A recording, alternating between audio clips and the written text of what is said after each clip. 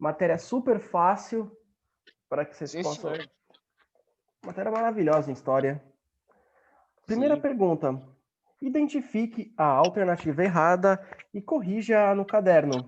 Vamos lá. A União Soviética era um país imenso com 22,4 milhões de quilômetros quadrados. Alternativa B, era habitado somente por russos. Alternativa C, liderou o bloco socialista e teve como principal rival Estados Unidos. D, foi governada de modo autoritário durante quase toda sua existência. Teve existência longa, de 22 a 91. E aí, quem fez? Fazendo agora? A. A B. A B, que... É B? A Ó, B. era habitado somente por russos? Isso é Não. errado. Não era habitado vários somente por povos. russos, por vários Por povos. Ah, não era pra falar que eu tava certa? Não, identifique a Você não alternativa lia errada. Ah, era não, errado. Noia? Burro. Identifique a alternativa, era habitado por vários povos. Como a gente viu na aula passada, está até no mapa da 270, a Iugoslávia, que era um país que pertencia à União Soviética, depois que acabou a União Soviética, ela se tornou vários países. E até houve uma separação da Bósnia e da Herzegovina. Sérvia e Montenegro separou, Kosovo, não vale fazer piadinha, separou, Albânia, Eslovênia. Vários desses países se separaram, exatamente, Camila. É a alternativa B. Era habitado por vários povos. O resto, tá tudo correto. Tinha, assim, 22,4 milhões de quilômetros quadrados, liderou o bloco socialista, porque tínhamos outros países socialistas, como a China, de Mao Tse-tung, como Cuba, mas quem liderava era a União Soviética. Tanto que durante o século XX houve uma pequena treta russa entre China e União Soviética, porque cada um dizia ter o verdadeiro socialismo e dizer que o outro estava errado, praticando o socialismo errado. Ambos fracassaram na sua economia, geraram milhões e milhões de mortes, beleza? Alternativa D. Errei, cancela. 2. Em 1956, durante o 20º Congresso do Partido Comunista, Nikita Khrushchev revelou ao mundo os crimes praticados por Stalin. Que crimes foram esses? Vamos ver se vocês colocaram, conseguem fazer. Assassinatos em massa de opositores, emprego da tortura para arrancar confissões, campanhas de culto à sua personalidade. Isso mesmo. Parabéns, certíssimo. Assassinato de milhões de pessoas, prendia, torturava, culto à própria imagem. Parabéns, é isso mesmo. 3. Identifique a alternativa errada e a corrija. Das 4, os 3 vão estar certas e uma vai estar errada. O governo de Leonid Brezhnev, que foi de 64 até a 82, ele seguia a linha de Stalin. Veio Stalin, aí o Khrushchev já, não, Stalin estava errado, vamos ser mais pacífico, mais paz e amor, vamos dar liberdade. E aí ele faleceu, veio Brezhnev fazendo tudo o que Stalin fazia, e depois vai vir o último, que era o Gorbachev, que queria já acabar com a União Soviética, a abertura política, econômica, estava nem mais aí com nada, e é sobre o governo Leonid Brezhnev. Ordenou a invasão da Tchecoslováquia em 1968, alegando que era preciso salvar o socialismo. Iniciou o processo de democratização, permitindo a livre manifestação de seus opositores internos e externos. Intensificou a censura à imprensa e a violência para manter o controle sobre os países satélites da União Soviética. Ordenou a invasão do Afeganistão em 79 para derrotar as forças islâmicas e garantir a permanência de seus aliados no poder. E aí, o que vocês colocaram? Vamos lá, querem ver então o governo Brezhnev. Ó, se a gente pegar lá na página 262, vai estar aqui, tudo que ele fez e como é que foi o governo dele de maneira resumida. Ele mandou sim, ordenou a invasão na Tchecoslováquia, tá lá na quarta linha. Então, isso daí é uma alternativa correta. Então, a A não pode ser. Iniciou o processo de democratização. Olhando o texto, em nenhum momento fala que ele iniciou... Eu coloquei essa. Exatamente. Intensificou a censura à imprensa? Com certeza. Tem até no texto que explica que ele seguia mais a linha de Stalin. Até aqui, ó, o comentário da Camila. Os assassinatos de 4 milhões de pessoas, alternativa B da anterior, correto. Ele deu continuidade às ideias stalinitas e puniu os opositores, é isso mesmo. Intensificou a censura à imprensa, com certeza. Ordenou a invasão ao Afeganistão, com certeza, tá aqui, ó. Na penúltima linha do primeiro parágrafo, lá na página 262. 11 anos depois, ordenou a invasão ao Afeganistão. Ou seja, então, a correta é a alternativa B. Beleza? Alguma dúvida por enquanto? Não? 4. Observe a tabela que segue com atenção. Os preços reais e os oficiais. Isso em rublos. Ah, aqui já respondeu. Caramba, olha. Parabéns, Camila. Vamos ler aqui a alternativa, depois eu ler a dela. Ver se alguém comenta mais alguma coisa. Tá lá, produto.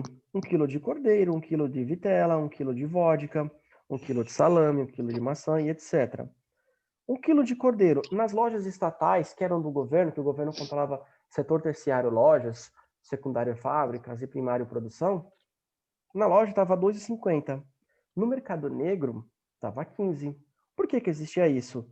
As pessoas deixavam de vender, de produzir, de fabricar na loja do governo, e elas clandestinamente davam um jeito de ter o seu produto numa loja que não fosse autorizada pelo governo, meio que escondido, meio que na clandestinidade, de maneira ilegal, contra as leis da época. E estava 15. Por que essa diferença? Por causa que o custo para se vender 1 quilo de cordeiro era muito maior. Se colocasse a 2, ele ia ter prejuízo. Uma hora ele ia falir. Ele gasta para vender 10 rublos e vai vender a 2, ter prejuízo de 8? Não dá. E a mesma coisa com todos os outros produtos. Vitela, 2,50 e 15. Litro de vodka, 10,60, 25. Se fosse mais barato, eles colocariam. Eles não colocaram alto porque eles eram ruins, gananciosos, etc. Ainda mais com Stalin. Quem queria brincar com esse cara? Ninguém seria louco. Ah, não, vou arriscar aqui, eu vou colocar mais caro para ganhar dinheiro. Eu tenho lucro, estou vendendo no preço do governo, mas eu vou arriscar. Deixa Stalin vir. Não, não é assim. Hoje em dia, até a pessoa pode ser, porque, ah, não, qualquer coisa eu pago uma multa, respondo um processo. Mas com Stalin, ele matava. Então as pessoas gastavam mais do que estava no determinado preço do governo. Por isso que era muito mais caro. E aí, o que a tabela mostra? Justifique sua resposta. Como se explica o que é mostrado na tabela? Os produtos vendidos no câmbio negro eram acessíveis a todos os soviéticos? A Camila respondeu. A tabela mostra como o sistema econômico socialista não funcionava. Tinha escassez dos produtos nas lojas estatais, que tinham seus preços controlados pelo governo, porém era vendido no mercado negro por valores maiores. Exatamente, mostra como, na prática, a economia socialista não funciona, porque o governo não é capaz de atender às demandas. E aí o governo coloca um preço máximo, só que para vender, esse preço máximo dá prejuízo. É um preço maior, não que a pessoa é gananciosa e etc. E até porque ninguém teria coragem de querer desrespeitar uma ordem de Stalin. Ele matou milhões. E para ele matar um a mais, um a menos, não tem problema nenhum. É porque teria um prejuízo e as pessoas entrarem em falência e aquele produto naturalmente sumiria da loja. Vamos lá. Alguém mais colocou alguma coisa? Ah, o que a tabela mostra.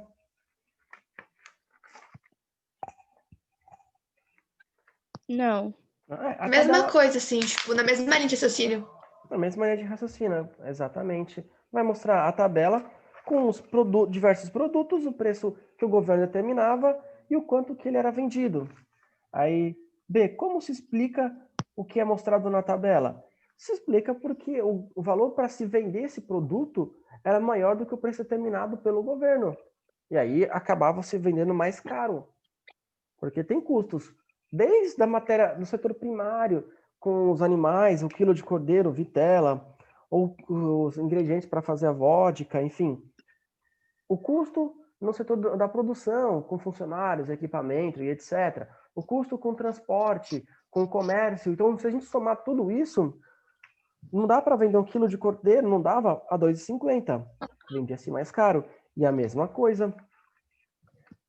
Os produtos vendidos no câmbio negro eram acessíveis a todos os soviéticos? Não, não era, porque era uma economia que estava entrando em colapso, estava falindo pouco a pouco, e era mais caro, porque se desse para vender nesses preços, eles venderiam e os soviéticos teriam acesso, mas não era de acesso a todos. Ainda mais, como a gente viu no texto, quem tinha os melhores produtos e serviços era quem pertencia ao governo, eram os empresários ligados ao governo, à elite, e o resto do povo passava fome, vivia em situações de maneira bem precária. Beleza? Continuando, 5. Identifique a alternativa errada e a corrija. Vocês são muito inteligentes, então é só vocês prestarem sempre atenção quando forem fazer provas, vestibulares, etc., porque tem muita pegadinha. A gente está acostumado a identificar errada, porque sabe que as outras 3 são certas. Mas, ou vice-versa também, de repente está lá, identifique a certa. E aí tem 3 que estão erradas. Né? Você tem que sempre tomar muito cuidado, porque tem muita pegadinha. E em prova, vestibular, a gente pode não passar, não conseguir a vaga por causa dessas pegadinhas. Beleza? E ela já colocou a C. Vamos lá? Os enormes gastos do governo soviético com a defesa, indústria bélica e pagamento de forças policiais e militares para conter a oposição interna e competir com os Estados Unidos, com isso sobrava menos dinheiro para investir na produção, na educação e na saúde. Essa é uma alternativa verdadeira. Isso a gente viu lá no começo, quando foi estudar a União Soviética. Então, um dos fatores que ajudou também a economia vir a entrar em colapso mais rapidamente. E gastava-se demais com o exército, e aí acontece. Isso até um país capitalista, se fizer isso, vai ter prejuízo. Se ele pega muito imposto, não dá para saúde, segurança, educação, só investe com os militares, aí ele vai ter prejuízo. A produção de cereais, carne e leite tornou-se insuficiente para alimentar a população soviética.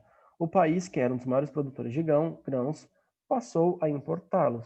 Claro, se você tenta controlar tudo para si, para o governo, vai gerenciar a produção, vai entrar em colapso, porque o governo vai ser capaz de atender as demandas, não vai ser capaz de saber quanto tem que plantar, quanto tem que colher, onde está surgindo algo novo, algo de moderno, ainda mais nos anos 50, 60, estava tendo a Revolução Industrial no campo, a Revolução Verde.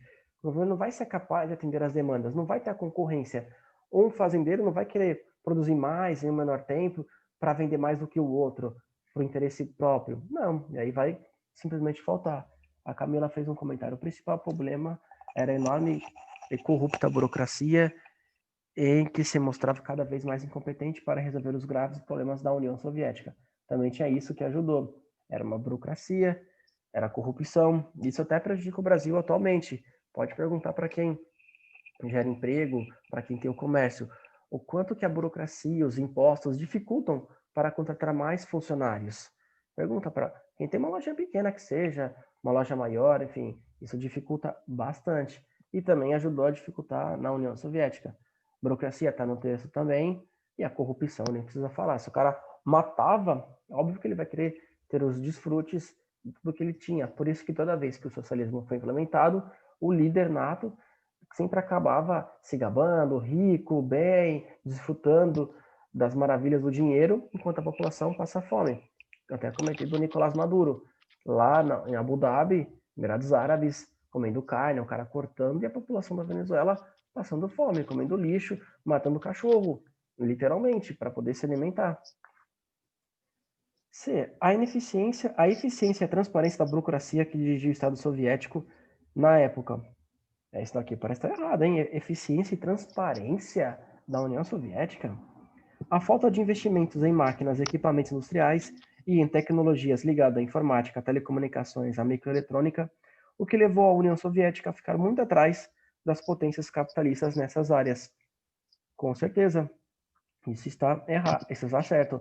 É uma afirmação verdadeira. Então, no caso, a Camila colocou a C. Alguém acha que é a C também, ou outra alternativa? Concordo com a Camila. Boa. É isso mesmo. Também. Eu não também. Se falar Boa. aí, eu também concordo. Nunca Boa. A Camila falou é que tá falado. Ela tá de parabéns. Vocês são ótimos alunos, isso mesmo. Não Obrigado, professor. esqueça. Fica até vermelho. Olha. Mas geral, os alunos da aquarela, assim, do nono, primeiro, segundo, terceiro, são ótimos alunos. Nunca não peguei nenhum Chupa aluno. oitavo.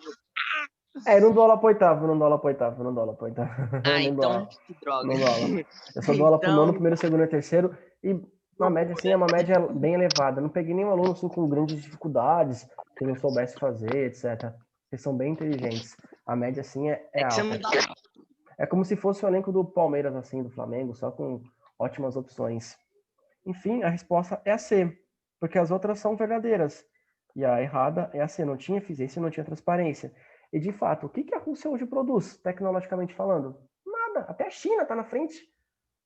Coreia do Sul e a Rússia não produz nada. Não tem um celular, não tem um carro, não tem uma inovação. Igual. E eles levaram o primeiro ser vivo, a cadelinha laica, primeiro homem, Yuri Gagarin, para o espaço e ficou atrás, vai atrás. Não conseguiram, não investiram. Também não permitia concorrência, não permitia as pessoas buscarem outras fontes de dinheiro, alternativas, e ficou para trás. Diferente do Japão, Coreia do Sul, Europa. Beleza? 6. Crie 2 colunas no seu caderno. Em uma delas, liste as medidas referentes à perestroika. Na outra, os que diz respeito à glasnost. Vamos lá, perestroika e glasnost. Uma que era a abertura política e outra que era a abertura econômica. Corte nos gastos com armas e soldados. E é o que vocês colocaram? Só para relembrar aqui, se a gente voltar um pouquinho mais para a gente ver o governo dele. Eu coloquei na perestroika. Peraí, é assim que fala? Perestroika. Isso, perestroika. É exatamente, é uma reforma econômica. É isso mesmo. Beleza. Fim da censura a jornais, livros e revistas. E aí? Glasnost. Isso, é uma abertura política. Exato. Se deixa as pessoas... Você pelo menos fez. Lógico. Você tá concordando? Então, ué. Mas o Matheus é um cara inteligente. Mas isso não é muito do feitio dele, assim, todo... Não é muito do feitio dele só concordar com tudo. Mas esse cara é inteligente, porque ele pode falar que fez, e aí tá concordando, enfim, ele tem uma boa argumentação, boa retórica. Professor, você confia em mim, né? Nunca deixei de fazer uma atividade do senhor, você sabe disso. Como eu não tô em sala de aula, a gente tem que acabar confiando, né? Mas, enfim, eu acho que... Ainda bem que o senhor confia plenamente em minha pessoa. Eu confio em todos. Mas, enfim, pela argumentação, pela retórica, pela habilidade que tem de sair pela tangente, pode ser um bom advogado, um bom promotor, enfim, tem um jornalista para dar uma opinião, um artigo de opinião, enfim, tem uma retórica boa, argumenta bem. Ou um bom político, né, que sabe falar bem, sabe sair, etc. Não, professor! Sim, o Matheus, com certeza. Vamos continuar lá. Enfim, o quê? Você tá falando de mim? Não, e de mim, Dadá. Demissão de funcionários corruptos. Na Glasnost também. Glasnost, que é demissão de funcionários corruptos, é política, exatamente. Permissão para a entrada de empresas estrangeiras no país. E aí? Na perestroika. Isso, é econômica, porque você vai liberar a economia, vai fazer passo a passo a economia sair do socialismo para o capitalismo. Substituição do regime do partido único pelo pluripartidarismo.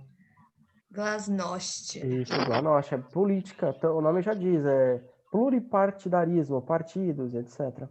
Fim do monopólio estatal sobre alguns setores, como o de alimentos. Perestroika. Exatamente, a parte econômica, porque questão primário, secundário e terciário é referente à economia. Beleza? 7. Leia o texto com atenção e a seguir responda ao que se pede. Tem um textinho. Saiba mais sobre Ratko Mladić, um dos senhores da guerra da Bósnia. E aí diz, o texto é citado, é um historiográfico, jurídico, jornalístico ou literário? Vocês leram? Literário. Literário, vocês têm certeza? Não. Jornalístico. Jornalístico. Eu coloquei literário porque me lembrou muito a literatura esse texto, entendeu? Pode ter te lembrado da literatura, sim, claro. Mas não chega a ser... Mas pelos fatos da informação, deve ser jornalístico. Alguém colocou mais alguma coisa? Jornalístico, colocaram aqui. Alguém colocou mais alguma coisa? Pra gente... Nesse caso aqui, ó, se a gente ler o texto, de fato, é jornalístico, porque tá narrando os fatos. Tá narrando os fatos, o acontecimento, E tá aqui, ó, g1.globo.com, ou seja, é jornalístico. Beleza? Alguma dúvida por enquanto? Não? Não. Depois, qual o assunto principal do texto? Alguém colocou alguma coisa? Sobre Hatuk Miladic. Alguém colocou? Não? Exatamente, parabéns, Camila. Mandando muito bem na aula de hoje. Sobre Hatuk Miladic. O que foi a política de limpeza étnica citada no texto? Alguém colocou alguma coisa? Já respondi muito, professor. Tá até cansado. Essa eu não fiz. Vou professor, deixar a tranquilo. Camila responder de novo. Essa daí ela não fez. Isso deve, o que foi a política de limpeza? É basicamente, guardado as devidas proporções, o que Hitler quis fazer na Alemanha. Ou seja, nós somos superiores, essa raça é inferior, então nós vamos matar, vamos pegar as mulheres dele, vamos estuprar para gerar nossos filhos, e assim, matando essa raça inferior e gerando novas pessoas, a gente vai ter uma raça superior. Era o que esse cara pensava. Por isso que a gente viu na aula ontem, ele mandava estuprar as mulheres. Era um genocida, um lunático, pessoa perversa, o próprio mal na Terra. Se não for a própria reencarnação de Adolf Hitler. Não sei para quem acredita. Hein? Tão ruim quanto, se não for a reencarnação, era tão ruim quanto ele, para mandar estuprar mulheres, matar, por achar que uma raça era superior à outra, sendo que somos todos homo sapiens, somos semelhantes em nossas Aí é características. vacilão. Com certeza, no mínimo. Beleza? Alguma dúvida por enquanto? Nenhuma. Beleza. 0. Aí eu pedi a 273 e a 274. Vamos ver se, quem é o personagem perdão, errei. Às vezes tem trava-língua, é normal. Quem é o personagem caricaturado? Vocês colocaram? Quem é o personagem caricaturado? E aí? Não. Esse A daqui. Camila falou Mikhail que- Gordi alguma coisa. Mikhail Gorbachev, exatamente, o Isso último aí. líder da União Soviética. Ele tinha até essa manchinha aqui no rosto. São tantos líderes, são tantos políticos, nomes tão parecidos que fica até difícil. Não. É difícil, mas errar é normal esse textinho. Se vocês assistirem um filme russo, vocês vão ver como é difícil, porque os nomes são parecidos, você fica a entender quem é quem. Eu já cheguei a começar a assistir um filme, mas os nomes são tão parecidos, você não decora quem é quem é o vilão, quem é o mocinho, quem tá fazendo isso, quem tá fazendo aquilo. Gorbachev, Brezhnov, Eu decoro Khrushchev. quem é o vilão e quem é o mocinho, professor. Se os nomes forem Gorbachev, Khrushchev, Aí Brezhnov, não, né? Aí não, só é pela difícil. cara, né? Então, nesse caso, é Mikhail Gorbachev. Como o artista o representou? E aí, o que vocês colocaram? Até cheguei a comentar ontem na aula. Faltam 10 minutos. Eu vi a gravação depois, como o gênio da lâmpada. Isso, exatamente, como o gênio da lâmpada. Que mensagem o artista pretendeu ao transmitir essa charge? Que o gênio sairia da lâmpada e realizaria os desejos das pessoas. Exatamente, isso mesmo. Que relação se pode estabelecer entre a charge e a política posta em prática pelo personagem caricaturado? A charge transmite uma visão política positiva de Gorbachev, provavelmente se referindo ao seu desempenho político. Exatamente. Uma mensagem positiva, que ele estava solucionando os problemas da União Soviética, era um gênio da lâmpada que ia resolver os problemas de lá. Beleza? Corrigindo a página 274, 5 perguntinhas. Vamos deixar para a semana que vem, infelizmente, começar a nova ordem mundial econômica. Página 274, tinha um textinho. Quando, por quem e onde o texto foi escrito? Vocês conseguiram colocar? O texto foi escrito no dia 29 de junho de 92 por Zata Filipovic na ex-Iugoslávia. Exatamente. Uma menina de 11 anos, isso mesmo. Parabéns. Se alguém quiser comentar sempre, pode também mandar no chat, pode pegar o áudio e falar, fiquem à vontade.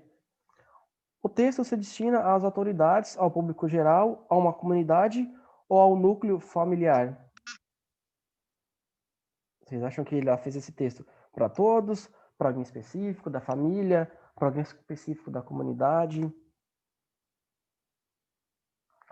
E aí, o que vocês colocaram? Nesse caso, se destina a todos, porque ela fala aqui, ó, não aguento mais tiros de canhão, exclamação. Não aguento mais granadas caindo. Nem mortes, nem desespero, nem fome, nem felicidade, nem medo. Minha vida é isso. Ela vai exclamando, ela vai afirmando com veemência tudo isso, que ela não aguenta, que ela tá sem paciência para isso, ela tá desesperada. E como ela não especifica para quem essa mensagem, é para todos, na esperança de que alguém venha e resolva esse problema da Iugoslávia. Comentei ontem na aula, vários povos diferentes no mesmo território e começaram a haver divisões, brigas, movimentos querendo separação, e aos poucos a Iugoslávia foi se separando, até restar Bósnia e Herzegovina, que também se separou. 3. Qual o conteúdo desse trecho de O Diário de Zlata? No caso aqui, ela está falando da infância dela, porque ela era uma criança nos anos 90, atualmente ela deve ter seus 30 e poucos anos, 40 e poucos, se estiver viva, claro. E ela era uma criança que morava na Iugoslávia e estava sofrendo demais, tinha 11 anos, nasceu em 81, para 92 ter 11 anos, estava relatando tudo isso. O que Zlata quis dizer com uma criança da guerra? Uma criança que viveu no contexto de guerra. Exatamente, mano. Que não era criança, que não era igual vocês que são crianças e frequentam a escola, brincam, se divertem, têm as famílias, compromissos diários, completamente diferente. Vocês acordam, têm as obrigações de vocês, mesmo antes pré-pandemia, pandemia ou pós, tem seus compromissos, tem que fazer aquilo. Vocês não acordam, puxa a bomba, puxa um tiro, nossa, será que eu vou viver? Meu Deus do céu. Vamos pegar até 2019, vocês ano passado, crianças. Vocês tinham os compromissos de vocês. Tem que acordar cedo, ou de tarde, não sei. Então tem que fazer isso, tem que chegar à lição de casa, tem que ajudar minha mãe, tem que ajudar meu pai. Sim. Tenho compromisso aqui, acolá, enfim. É vou quase jogar, uma vou guerra, né, divertir. Não chega, mãe. Vocês não correm risco, perigo iminente de vida. Vocês não estavam em casa Eu, como almoçando. lutei na primeira e na segunda, é quase uma guerra, professor. É tipo, quase igual mesmo. Você lutou na primeira e na segunda, se você é um vampiro, assim, que não envelhece, tá bem conservado, foi uma guerra. Mas, enfim, ela Obrigado. tinha um risco de morte iminente. E aí pedem, elabore em uma campanha um conjunto de propostas. Eu vou deixar essa quinta questão, para que vocês façam no que seria a nossa próxima live, beleza? Peço que vocês façam. A live tá acabando, vai acabar em 5 minutos. Aí a próxima aula de vocês é só 10h50. Vocês vão ter mais ou menos 1 horinha. Aí eu quero que nessa 1 horinha, por gentileza, vocês façam essa quinta questão. Elabore uma campanha, um conjunto de propostas, enfim. Como vocês quiserem, pode estar no caderno, quiser que eu mande aqui para apresentar, ou só comentar. Propostas para que a humanidade alcance a paz mundial. E aí, vocês vão colocar o que vocês acham que tem que ser feita. Ações da ONU, se alguns religiosos têm que intervir, enfim, se tem que criar leis internacionais para punir países que desrespeitem direitos humanos, se a ONU tem que se reunir novamente para buscar soluções, ou então vocês olhem no contexto atual e vejam aonde estamos tendo guerra e por quais motivos. E aí, o que tem que fazer para essa guerra terminar, para essa guerra acabar? Beleza? Alguma dúvida por enquanto?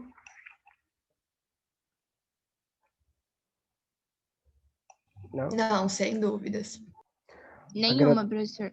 Agradeço. Camila perguntou se vai ter outra live. Não vai ter outra live. No começo eu errava, eu não sabia. Aí a Vera falou, não precisa fazer 2 lives quando for dobradinha. E eu errava. Então, como não vai ter outra live, eu peço que nesse horário que seria da próxima live, vocês façam essa quinta questão, beleza? E aí, 10 façam, tomem uma água, se hidratem, comam bem, para 10h50 estarem na aula da próxima professora, que eu acho que vocês Artes, Alex, né? Então aí... E a gente vai colocar no WhatsApp. Pode colocar no WhatsApp, pode mandar no caderno, ou para a gente comentar segunda-feira. Beleza? Que aí a gente vai comentando, corrigindo, e já inicia o próximo capítulo, dia 9, Ordem Mundial. É mais econômica. Aqui não vai ter nenhuma teoria que possa ser que exista, que não exista. Quem será que manda? Será que são os monoglobalistas? Será que são os Illuminati? Não. Nova ordem mundial econômica. Globalização, os países europeus, países asiáticos. Nova ordem mundial na questão econômica, questão da ONU, OEA, esses blocos, organizações que decidem, tomam ações que impactam o mundo todo. O Banco Mundial, o Fundo Monetário Internacional, isso aqui, o mundo todo se organiza para debater assuntos diversos. Beleza? Agradeço a participação de vocês. Se alguém tiver dúvida, pode mandar mensagem. Sempre estarei à disposição. Obrigado pela participação de aula. Até amanhã, 9h10, também no mesmo horário, com Geografia. Beleza? Muito obrigado. Tchau, tchau. Até amanhã. Tchau, professor. Até amanhã.